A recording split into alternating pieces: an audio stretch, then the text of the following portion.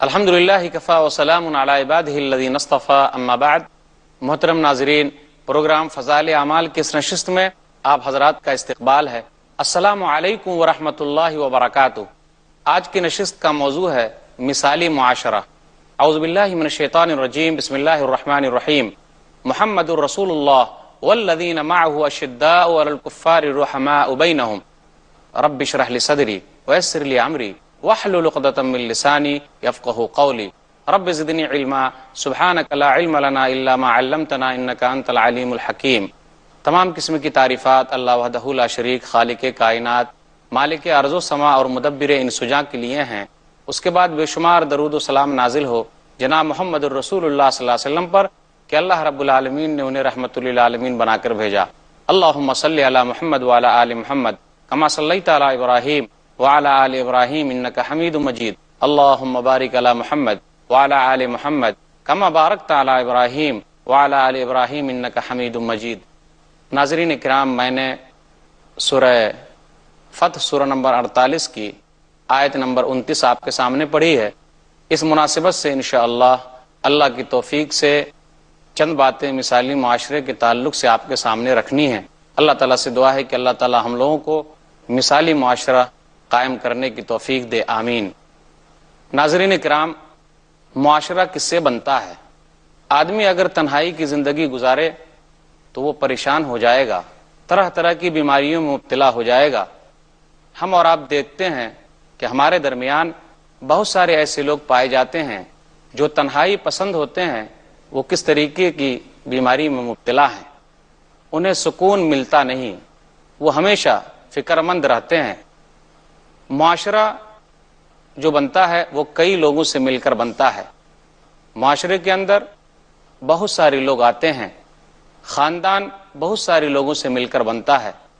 تو جہاں زیادہ لوگ پائے جائیں گے وہاں طرح طرح کی پریشانیاں بھی آئے گی۔ ہم اور آپ یہ اچھی طریقے سے جانتے ہیں کہ جہاں برتن زیادہ ہوں گے وہ آپس میں ایک دوسرے سے ٹکرائیں گے اور پھر اس میں سے آواز باہر آئے گی۔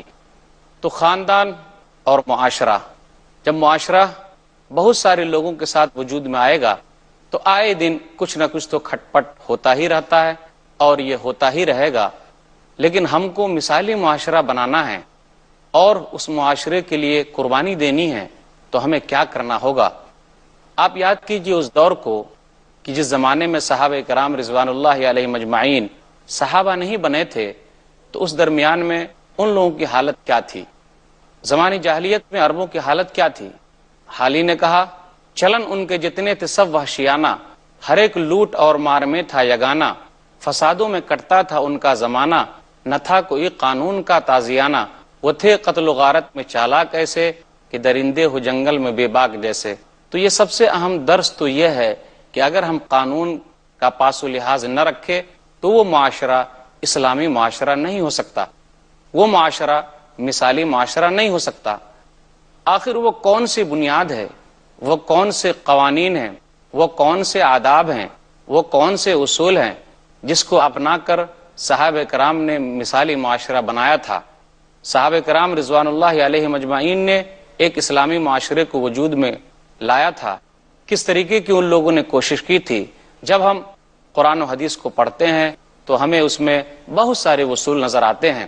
آپس میں اتحاد و اتفاق اور آپس میں محبت، اور محبت میں بھی بھائی چارہ، اگر آدمی ان تمام چیزوں پر عمل کرے اور کما حقہ اسے ادا کرے تو وہ معاشرہ اسلامی معاشرہ ہوگا۔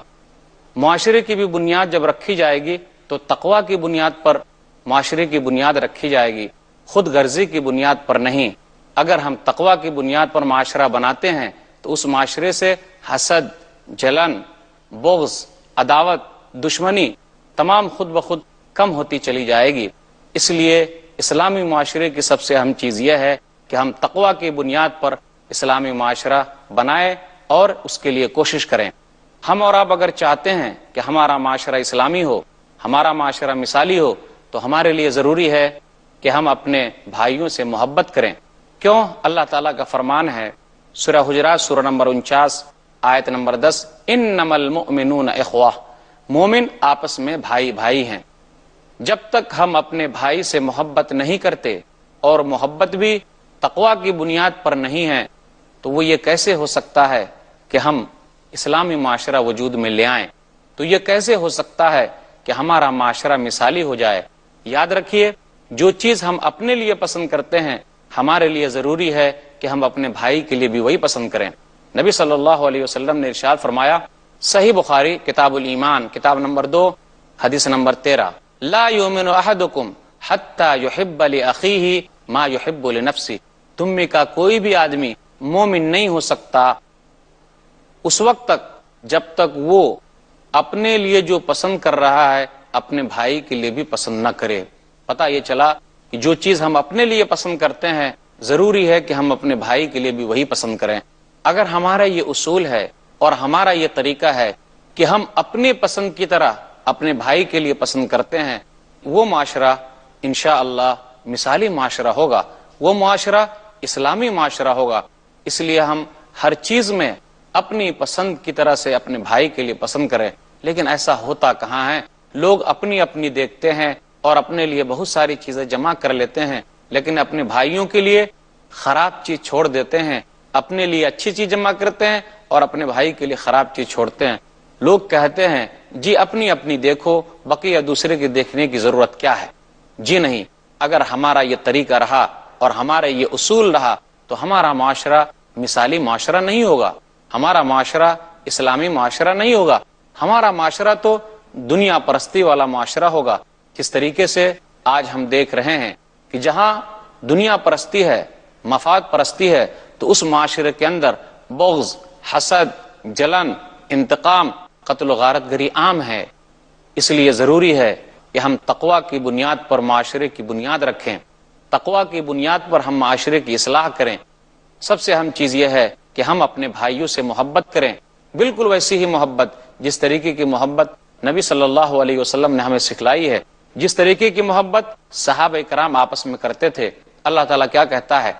سورہ فتح سورہ نمبر 48 آیت نمبر 29، محمد الرسول اللہ والذین معہ اشداء علی الکفار رحماء بینہم، محمد صلی اللہ علیہ وسلم اللہ کے رسول ہیں اور جو لوگ ایمان لائے وہ کافروں پر سخت ہیں اور مومنوں پر رحم دل ہیں۔ شاعر نے کہا، ہو حلقہ یاراں تو بریشم کی طرح نرم، ہو حلقہ یاراں تو بریشم کی طرح نرم، رزم حق باطل ہے تو فولاد ہے مومن۔ تو ہمارا یہ اسوہ ہونا چاہیے، ہمارا یہ طریقہ ہونا چاہیے۔ اگر ہم چاہتے ہیں کہ ہمارا معاشرہ مثالی ہو تو ہمارے لیے ضروری ہے کہ ہم اپنے بھائیوں سے سچی محبت کریں اور اللہ کے لیے محبت کریں۔ ہم اور آپ اچھے طریقے سے جانتے ہیں کہ اللہ تعالیٰ نے ہمیں یہ کہا ہے کہ ہم بھلائی کے کاموں میں اور تقوی کے کاموں میں ایک دوسرے کی مدد کریں۔ کیا کہا اللہ نے؟ سورہ مائدہ سورہ نمبر 5 آیت نمبر 2، وَتَعَاوَنُوا عَلَى الْبِرِّ وَالتَّقْوَى وَلَا تَعَاوَنُوا عَلَى الْإِثْمِ وَالْعُدْوَانِ وَاتَّقُوا اللَّهَ إِنَّ اللَّهَ شَدِيدُ الْعِقَابِ۔ بھلائی اور تقوی کے کاموں میں ایک دوسرے کی مدد کرو اور برائی کے کاموں میں، گناہ کے کاموں میں ایک دوسرے کی مدد نہ کرو، اور اللہ سے ڈرتے رہو، اللہ سخت عذاب دینے والا ہے، اللہ سخت پکڑ کرنے والا ہے۔ غور کیجئے، کیا ہم اس اصول پر اپنے معاشرے کی بنیاد رکھ رہے ہیں؟ کیا ہمارا یہ طریقہ ہے کہ ہم اپنے بھائیوں کی مدد کر رہے ہیں صحیح کام میں؟ دیکھیے تو لوگ آج برائی کے کاموں میں دوسروں کا تعاون کر رہے ہیں، برائی کے کاموں میں اس کا ساتھ دے رہے ہیں، تو کیسے ہمارا معاشرہ مثالی معاشرہ ہوگا؟ یاد رکھیے، اگر ہم اللہ کے واسطے محبت کرتے ہیں تو دنیا اور آخرت میں ہمارے لیے بڑی کامیابی ہے۔ وہ حدیث آپ کو سناؤں کہ جس حدیث میں نبی صلی اللہ علیہ وسلم نے تو وہ بشارت دی ہے کہ جب قیامت کا دن ہوگا تو انبیاء، شہداء بھی رشک کریں گے چند لوگوں سے کہ یہ کون لوگ ہیں؟ آپ کو بتاؤں وہ کون لوگ ہیں؟ جی ہاں، وہ لوگ ہیں جو اللہ کے لیے کسی سے محبت کرتے ہیں، کوئی مال کی لالچ نہیں ہے، رشتہ داری بھی نہیں ہے، بس اللہ کے لیے ایک دوسرے بھائی سے محبت کرتے ہیں، ان کا بہت بڑا مقام ہے۔ ایک حدیث ہے سنن ابی داؤد کتاب البیوع کتاب نمبر 22 باب نمبر 76 باب فی الرہن حدیث نمبر 3527، نبی صلی اللہ علیہ وسلم نے ارشاد فرمایا، کیا کہا آپ نے؟ کہ لوگوں میں سے چند لوگ ایسے ہوں گے وہاں، ماہم بانبیاء ولا شہداء، کہ وہ نبی بھی نہیں ہے اور وہ شہداء بھی نہیں ہے، اللہ کے راستے میں شہید ہونے والے لوگ بھی نہیں ہیں، لیکن یغبطہم الانبیاء والشہداء، انبیاء بھی اور شہداء بھی رشک کریں گے، کیونکہ اللہ کے دربار میں ان کا مقام بہت اونچا ہے۔ صحابہ نے پوچھ لیا اللہ کے رسول تخبرنا منہم، اللہ کے رسول آپ یہ بتلائیے وہ لوگ کون ہیں، ان لوگوں کی نشانیاں کیا ہے، وہ کیسے لوگ ہوں گے کہ جن پر انبیاء بھی رشک کرے اور شہداء بھی رشک کرے، آپ یہ بتلائیے کہ وہ لوگ کیسے لوگ ہوں گے۔ نبی صلی اللہ علیہ وسلم نے کہا ہم قوم تحابوا بروح اللہ، وہ ایسی قوم ہے جو اللہ کے لیے وہ لوگ ایک دوسرے سے محبت کرتے ہیں۔ ہم قوم تحابوا بروح اللہ علی غیر ارحام بینہم ولا اموال یتعاطونها فواللہ ان وجوہہم لنور وانہم لعلی نور لا یخافون اذا خاف الناس ولا يحزنون اذا حزن الناس۔ نبی صلی اللہ علیہ وسلم نے کہا کہ وہ لوگ تو ایسے لوگ ہوں گے جو آپس میں صرف اللہ کے لیے محبت کرتے ہیں، کوئی رشتہ ناتا نہیں ہے، کوئی مال کی لالچ نہیں ہے، لیکن اللہ کے لیے محبت کرتے ہیں تو اللہ تعالیٰ کیا کرے گا، ان کے لیے کون سا مقام ہے، اللہ تعالیٰ نے ان لوگوں کے لیے کیا رکھا ہے۔ نبی صلی اللہ علیہ وسلم نے کہا کہ ان کے چہرے چمک رہے ہوں گے اور وہ لوگ نور کی روشنی کے منبر پر ہوں گے۔ ارے جب قیامت کے دن تمام کے تمام لوگ ڈریں گے، یہ لوگ ڈرنے والے نہیں ہیں، تمام کے تمام لوگ گھبرائیں گے، غمگین ہوں گے، یہ لوگ غمگین ہونے والے نہیں ہیں۔ تو جو لوگ اللہ کے لیے ایک بھائی سے محبت کرتے ہیں اور سب کچھ قربان کرتے ہیں، تو یہی لوگ حقیقی معنوں میں ایسے ہیں جو صحابہ کی زندگی گزار رہے ہیں، پھر وہ لوگ صحیح معاشرہ وجود میں لا سکتے ہیں۔ تو اس سے ہمارا معاشرہ مثالی معاشرہ ہو سکتا ہے۔ ہمارے لیے ضروری ہے، اگر ہم چاہتے ہیں کہ ہمارا معاشرہ مثالی معاشرہ ہو، تو ہمارے لیے ضروری ہے کہ ہم اپنے بھائیوں کی زیارت کے لیے جائیں، ان کی خیریت معلوم کرنے کے لیے جائیں، ان کا حال چال معلوم کریں۔ ہم اور آپ کیا کرتے ہیں، مطلب ہوتا ہے تو پوچھتے ہیں، مطلب نہیں ہوتا تو پوچھتے نہیں۔ ہم مثالی معاشرہ قائم نہیں کر سکتے، ضروری ہے کہ ہم جائیں، ان کی خیریت معلوم کریں۔ ایک حدیث اور سنا دوں آپ کو، کافی خوشی کی چیز ہے ان لوگوں کے لیے، کافی بڑا مرتبہ ہے ان لوگوں کا جو لوگ اللہ کے لیے محبت کرتے ہیں اور اللہ کے لیے کسی بھائی سے ملنے کے لیے جاتے ہیں، ان کی خیریت معلوم کرتے ہیں، بیمار ہے تو ان کی عیادت کرتے ہیں، کوئی پریشانی میں ہے تو ان کی پریشانی کو دور کرتے ہیں۔ جی ہاں، بہت اہم حدیث ہے، صحیح مسلم کتاب البر والصلہ کتاب نمبر 45 حدیث نمبر 2567۔ ایک آدمی اپنے بھائی سے ملنے کے لیے گیا اور وہ گاؤں گیا، راستے میں اللہ تعالی نے فرشتوں کو بھیجا تھا، فرشتے کے سامنے سے اس کا گزر ہوا تو فرشتے نے اس سے پوچھ لیا کہ تم کہاں جا رہے ہو؟ تو کہا میں اپنے فلاں بھائی سے ملنے کے لیے جا رہا ہوں۔ کیا کوئی مال کی لالچ ہے یا کوئی رشتہ داری ہے؟ کہا نہیں، بس اللہ کے لیے میں ملنے جا رہا ہوں۔ اللہ تعالی نے فرشتے کو بھیجا تھا تو فرشتے نے کیا کہا؟ فرشتے نے کہا سن لو، اللہ نے مجھے بھیجا ہے اس لیے کہ آپ اس سے محبت کرتے ہیں تو اللہ آپ سے محبت کرتا ہے۔ صرف ایک بھائی سے ملنے کے لیے جانا، ان کی خیریت معلوم کرنا، اللہ تعالیٰ نے اس کا کتنا بڑا مقام رکھا ہے کہ اس سے محبت کرنے لگتا ہے۔ اور اللہ تعالیٰ نے ایک فرشتے کو بھیج دیا جس فرشتے نے یہ خوشخبری سنائی کہ آپ اس سے محبت کرتے ہیں تو اللہ آپ سے محبت کرتا ہے۔ کتنا بڑا مقام ہے ان لوگوں کا، کن لوگوں کا جو صرف اللہ کے لیے محبت کرتے ہیں۔ ہم اور آپ اگر چاہتے ہیں کہ ہمارا معاشرہ اسلامی معاشرہ بنے، ہمارا معاشرہ مثالی معاشرہ بنے، تو ہمارے لیے ضروری ہے کہ ہم بالکل ایک جسم کی طرح ہو کر رہیں۔ صحیح مسلم کتاب البر والصلہ کتاب نمبر 45 مثل المؤمنین فی تراحمہم وتوادہم وتعاطفہم کمثل الجسد اذا اشتکى منہ عضو تدعى له سائر الجسد بالسحر والحمى، کہ مومنوں کی مثال محبت کرنے میں، شفقت کرنے میں، رحم کرنے میں ایک جسم کی طرح ہے۔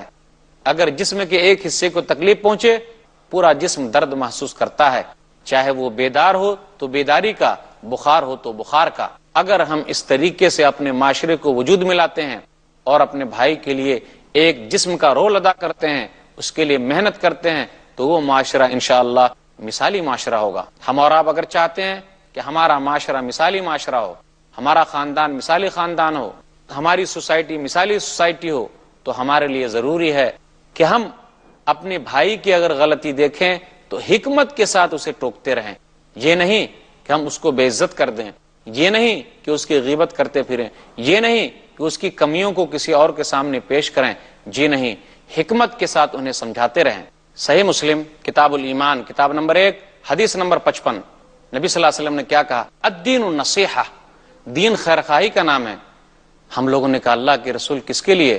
اللہ کے رسول صلی اللہ علیہ وسلم نے ارشاد فرمایا للہ ولرسولہ ولکتابہ ولائمۃ المسلمین وعامتہم، اللہ کے لیے، اللہ کے رسول کے لیے، کتاب کے لیے، مسلمانوں کے اماموں کے لیے اور عام مسلمانوں کے لیے دین خیرخواہی کا نام ہے۔ آدمی خیرخواہی کے جذبے کو لے کر ایک بھائی کو نصیحت کرے، اسے دین کی دعوت دے۔ ہم اور آپ اگر چاہتے ہیں کہ ہمارا معاشرہ اسلامی معاشرہ بنے تو ہمارے لیے ضروری ہے کہ ہم اپنے بھائی پر ظلم نہ کریں۔ آج دیکھیے ہم اپنے بھائی پر ظلم کرتے ہیں، اسے پریشان کرتے ہیں، اس کی چیز ہم غبن کر لیتے ہیں، اسے دھوکہ دیتے ہیں، اس کی زمین ہم ہڑپ کر لیتے ہیں، اس کے مال کو ہڑپ کر لیتے ہیں، اسے پریشان کرتے ہیں، اس کو طرح طرح سے مصیبت میں مبتلا کرتے ہیں، اپنے دشمن کے حوالے کر دیتے ہیں۔ یہ ہماری حالت ہے تو ہم کیسے اسلامی معاشرہ وجود میں لا سکتے ہیں؟